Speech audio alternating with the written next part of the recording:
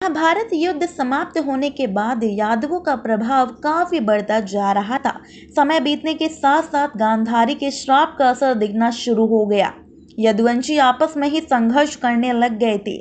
एक दिन सभी यदुवंशियों में सागर तट वर्तमान सोमनाथ मंदिर के पास आपसी विवाद के कारण भयानक युद्ध शुरू हो गया। कुछ ही समय में सभी यदुवंशी काल में समा गए। इस स्थिति को देखकर बलराम जी बेहद दुखी हुए और वहीं सागर तट पर बैठ अपनी देह त्यागी और शीघ्र सागर में चले गए। बलराम जी के देह त्यागने के बाद भगवान श्री कृष्ण ने अपने सारथी से कहा कि अब मेरा भी जाने का समय हो गया है, इसलिए मैं योग में लीन होने जा रहा हूँ। द्वारिका में जो लोग बच गए हैं उन सभी से कह देना कि अर्जुन के आने के बाद वो द्वारिका को छोड़कर उनके साथ चले जाए, क्योंकि अर्जुन के द्वारिका से जाने के बाद मैंने समुद्र से जो नगरी द्वारिका बसाने के लिए ली थी, समुद्र में उसे डुबो दिया जाएगा। इसके बाद भगवान श्री कृष्ण योग में लीन हो गए और जारा नामक शिकारी ने भगवान श्री कृष्ण के पैर को मृग की आंख समझकर दूर से बाढ़ चला दिया। इस बाढ़ के लगते ही भगवान श्री कृष्ण अपना देह त्याग कर वैकुंठ चले गए।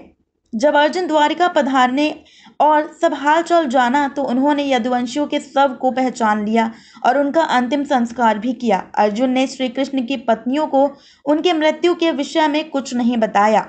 भगवान श्री कृष्ण की पत्नियां सहित उनकी संतानों और द्वारिका में जीवित मनुष्यों को लेकर अकेले ही बड़ी सावधानी से इंद्रप्रस्थ के लिए निकल पड़े अर्जुन। उनके साथ द्वारिका की अपार धन संपदा भी थी। मार्ग से गुजरते हुए फिर जो कुछ हुआ उसकी उम्मीद ना तो श्री कृष्ण की पत्नियों को थी और ना ही अन्य लोगों को।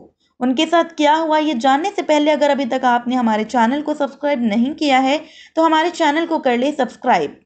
दोस्तों, रास्ते में अभिरल के लोगों ने इतनी महिलाओं की रक्षा के लिए केवल एक योद्धा को उपस्थित देखा।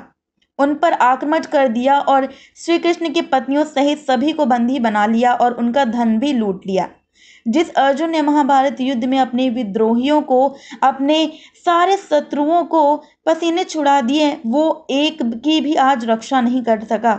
भगवान के इस संसार से जाने के बाद अर्जुन ने अपनी शक्तियां खो दी थी, क्योंकि अर्जुन को जिन कारणों के लिए उनकी शक्तियां मिली थी उनका प्रयोग वो पूरी तरीके से कर चुके थे। अर्जुन ने यदुवंश के लोगों की रक्षा के लिए हर एक प्रयास किया, परंतु उनके सभी अस्त्र असफल रहे। केवल श्री कृष्ण की 8 पत्नियां, बलराम जी की पत्नी और कुछ सेवक ही अभीरों के आक्रमण से बच सके। ये सभी अर्जुन के साथ इंद्रप्रस्थ पहुंचे। अर्जुन ने सभी को राज्य में उचित स्थान देकर अपना कर्तव्य पूरी तरीके से निभाया और अंत में भगवान श्री कृष्ण के प्रापौत्र वज्र को मथुरा का राजा बनाया। इसके बाद अर्जुन ने सभी को भगवान श्री कृष्ण की मृत्यु के बारे में बता दिया। इसके बाद रुक्मणी ने, जो देवी लक्ष्मी का अवतार थी, वो अपनी ऊर्जा से अपनी देह त्याग कर वैकुंठ चली गई। साथ ही जयंती भी सती हो गई। सत्यभामा समेत अन्य पत्नियां वन में तपस्या के लिए चली गईं। ये सभी केवल फल और पत्तों के आधार पर जीवित रहकर भगवान श्री हरि की आराधना करती रहीं और समय आने पर भगवान श्री हरि में ही विलीन हो चुकी थी। तो दोस्तों, आशा करते हैं कि आपको हमारी ये वीडियो पसंद आई हो। अगर आपको ये वीडियो हमारी पसंद आई हो तो एक वीडियो को लाइक ज़रूर करें और फिर मिलते हैं आपसे ऐसे ही अगली वीडियो में। तब तक के लिए bye bye and take care.